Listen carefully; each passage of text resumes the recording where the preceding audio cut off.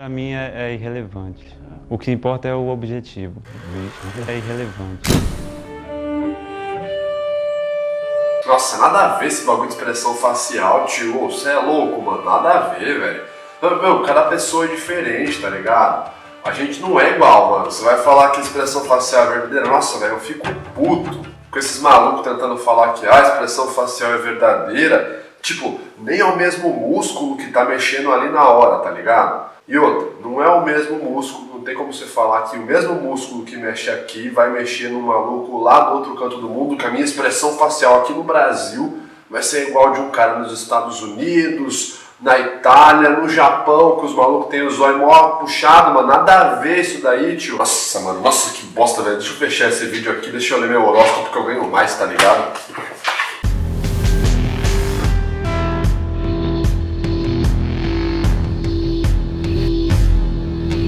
Fala aí, pessoal, beleza? Meu nome é Vitor Santos, a gente está começando hoje mais um episódio da série Desvendando a Mentira. E a pergunta que a gente vai responder hoje é a seguinte: expressões faciais são universais ou não? Bom, para começar a responder isso, primeiro a gente tem que entender o seguinte: o que é uma expressão facial, uma microexpressão facial propriamente dita? Expressão facial é definido como contrações musculares faciais desencadeadas por uma emoção e que combinadas, fazendo a combinação correta de todas as unidades de ação musculares, simbolizam a mesma emoção, podendo durar de 1 até 4 segundos. E uma microexpressão facial é uma expressão facial com duração reduzida, de 1/5 de segundo até 1/12, ou raramente mais rápido, no caso ali das pessoas ditas como psicopatas. Beleza? Então isso é uma expressão facial, uma contração muscular nos músculos da face, E combinada, se interpretada de maneira correta, todas as combinações de ações musculares podem simbolizar uma emoção. Beleza? Dito isso, a gente tem que lembrar que o nosso corpo, internamente, nós atuamos de maneira fisiológica, ou seja, hormônios secretados em várias partes do nosso corpo, na tireoide, no pâncreas, no fígado. Esses hormônios vão ser liberados na nossa corrente sanguínea e vão causar alterações físicas e fisiológicas. Tudo isso em prol de uma coisa chamada homeostase. Homeostase nada mais é do que entrar em equilíbrio, o corpo tentando sempre entrar em equilíbrio. Esse é o princípio homeostático.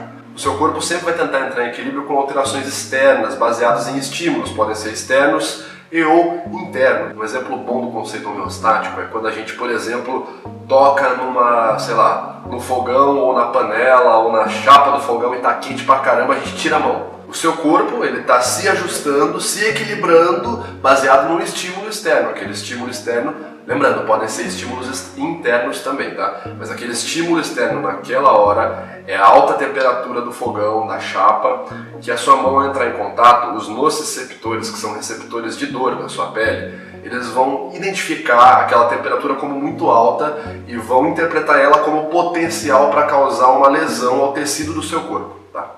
Isso é muito rápido. Então os nociceptores vão pegar esse impulso elétrico, tipo, tá quente pra caramba, vê que tá muito alto, vem aqui, passa por todo o seu sistema nervoso periférico, sobe pela sua via aferente, vai até o seu sistema nervoso central e lá você tem um impulso que vai descer pela sua via eferente e vai te fazer tirar a mão para não ter tecido prejudicado. Tá? Então o conceito homeostático está relacionado com a sobrevivência. Se você deixar a mão por muito tempo lá, a sua mão é queimada, você perde ela. Se você é um homem primitivo e você não tem uma mão funcional, você não pode caçar. Se você não pode caçar, você não come. Se você não come, você morre.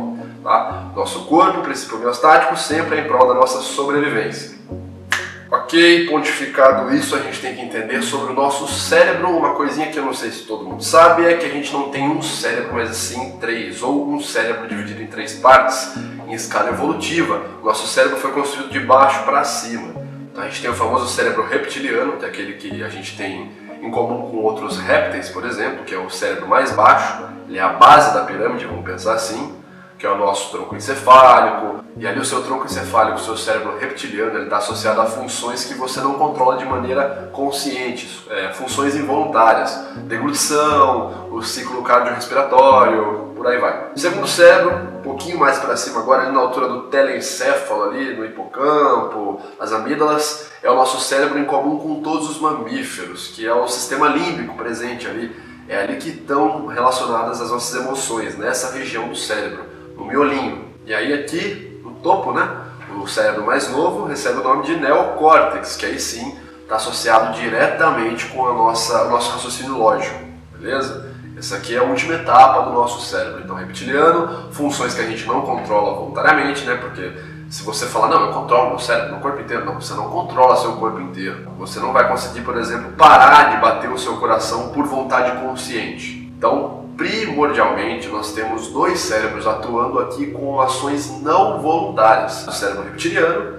né, que está relacionado principalmente com a secreção hormonal e a liberação e ativação hormonal no nosso corpo, na nossa corrente sanguínea. O nosso sistema límbico ou o nosso cérebro em comum com os mamíferos, que está associado com o nosso lado emocional. E por último temos o neocórtex, que é aqui a chapinha. A última parte do cérebro é essa sim, é a que controla as suas ações conscientes. Por exemplo, eu quero fazer esse gesto com a mão, esse gesto ilustrador enquanto eu estou falando. Isso é uma ação consciente. Joinha.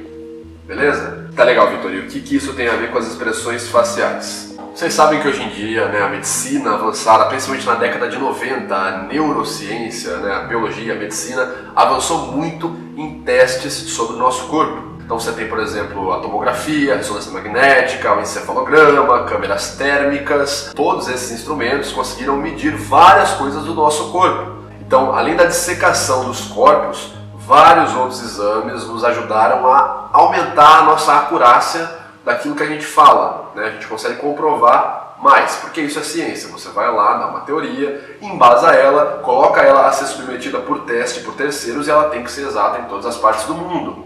Isso é ciência. E a psicologia tem um problema aí, que eu não vou falar nesse vídeo, eu vou fazer vídeos posteriores para falar disso, mas a psicologia tem um problema porque ela fala do ser humano, né? E o ser humano não é uma coisa exata, é muito subjetiva. A psicologia em si lida com o subjetivo, né? Mas isso é palco para outro vídeo, não é o caso agora. Estamos falando de ciência. Baseado na ciência, a gente tem como quantificar as coisas, porque é isso que a ciência exige, que você tenha uma teoria, tenha provas e tenha uma maneira, uma métrica de mensurar isso. Então, por exemplo, quando alguém fala assim, você fez esse vídeo porque você estava com inveja do fulano. Você tem que ter uma métrica para falar inveja. Inveja baseada no quê? Qual é a sua métrica? Você falou 3 vezes o nome do fulano em 10 minutos de vídeo. Qual é o estudo que corrobora essa teoria de que se você fala 3 vezes o nome de uma pessoa em 10 minutos de conversação, isso está associado ao sentimento de inveja? Agora, se você falar, você ficou irritado. Irritado é um comportamento, é um sentimento aí, né? Agora, se eu falo, você sentiu raiva na hora que você falou desse indivíduo em especial, mas me mostra essa raiva, me dá uma quantificação. É aí que a gente entra com a FACS, Facial Action Coding System. FACS foi a ferramenta criada principalmente por Paul Ekman, ali em parceria com o Wiley Friesen, na segunda metade do século XX, para literalmente mensurar e medir as unidades de ação musculares do rosto. Então você tem todos os músculos da face. E o que o Ekman fez foi medir a intensidade de ação. Então você tem uma intensidade, por exemplo, de nível A. Dependendo da intensidade que a gente tem nas ações musculares, dependendo da combinação do músculo, por exemplo, AU4 mais AU5 mais AU38 e mais AU23, lábios comprimidos, eu tenho a expressão facial de raiva. Isso numa intensidade pode ser igual eu fiz aqui, uma intensidade E, que seria a intensidade mais alta, que é isso daqui. Todos os músculos estão em intensidade E, ou eu posso ter uma intensidade leve, que é uma raiva que está ali sendo um pouco reprimida. Ou eu posso ter um músculo em intensidade E e todos os outros em intensidade leve, que aí não é raiva. Olha só, a pessoa está assim, sei, você está me falando isso, tá com raiva? Não, tá pensando, tá se concentrando. E daí que vem a nossa análise, onde a gente observa as coisas. A gente tem que ter os estudos em dia, tem que saber quais são todas as combinações, as principais, né, os famosos carros-chefe das emoções, das expressões faciais, que estão relacionadas com as suas emoções. E aí sim a gente pode pegar e falar, isso é uma expressão facial de raiva, isso é uma expressão facial de desprezo, isso é uma expressão facial de tristeza. E nesse nicho de pesquisas, nesse campo de ciências, tem estudos relacionados a essas expressões faciais. Por exemplo, o estudo do John Gottman, que fala que a frequência com que um casal exibe uma expressão de nojo e ou desprezo em relação ao seu cônjuge, né, ao seu parceiro, sua parceira, a frequência com que eles exibem essas expressões faciais, que é o nojo, que é o desprezo e o nojo, essa frequência, se muito alta, está relacionada fortemente com separações desses casais. Então o Gottman foi lá, entrevistou essas pessoas, acompanhou essas pessoas, uma amostra, uma parcela da sociedade, um grupo de pessoas por vários anos, e o grupo de pessoas que mais exibia nojo e desprezo em relação ao parceiro ou à parceira se separavam em 4 a 5 anos, né? Finalizavam ali a relação deles, o matrimônio, o casamento. Então a gente tem estudos que estão relacionados com as expressões faciais.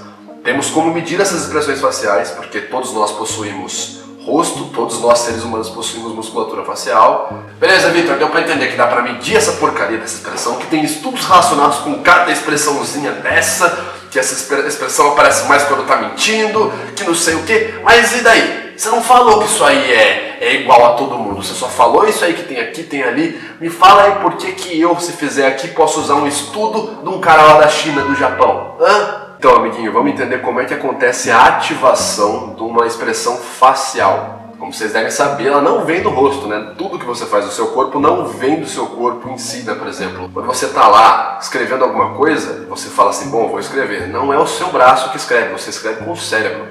Seu sistema nervoso central envia um comando para o seu sistema nervoso periférico para ativar a sua musculatura esquelética para você conseguir escrever o que você quer escrever. Não tem nada a ver com o seu membro.